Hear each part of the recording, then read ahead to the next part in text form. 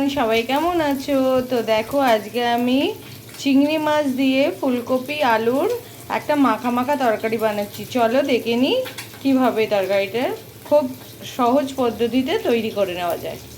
তো তার জন্য আমি একটা মিডিয়াম সাইজের পেঁয়াজ কুচি করে নিয়েছি। তো এবার দেখো, চিংড়ি মাছগুলো আমি ভেজে নিচ্ছি।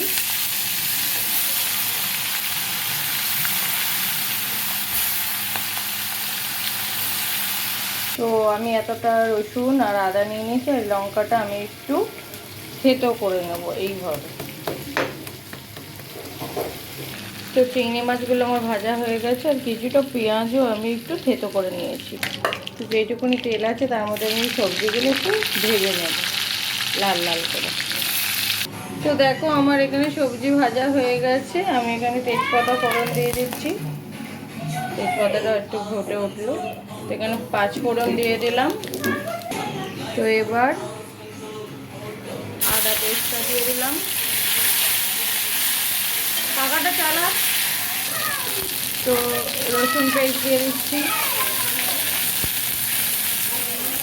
পুরো পেঁয়াজের যে ইয়েটা, লঙ্কা পেঁয়াজের পেস্টটা আমি দিয়ে দিচ্ছি। তো পুরো মশলাটাকে আমি ভালো করে ভেজে নিচ্ছি, ফ্রাই করে নিচ্ছি।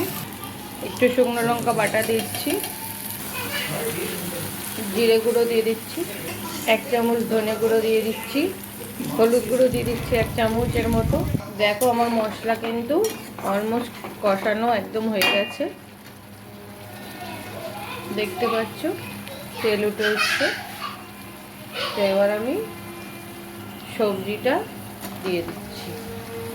তো এর মধ্যে আমার বাড়িতে বানানো গরম মশলা, ওটা আমি দিয়ে দিলাম। শেষ হয়ে গেছে, আবার বানাতে হবে, কিন্তু এটা আমার বাড়িতে তৈরি করা গরম মশলা। আর দিচ্ছি টমেটো সস অল্প করে।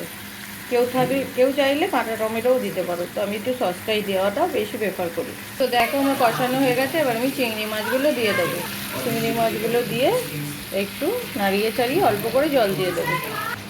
তো দেখো, মোটামুটি কষানো হয়ে গেছে। এবার আমি অল্প করে জল দেবো, যাতে আলুটা সেদ্ধর মতন অল্প করে।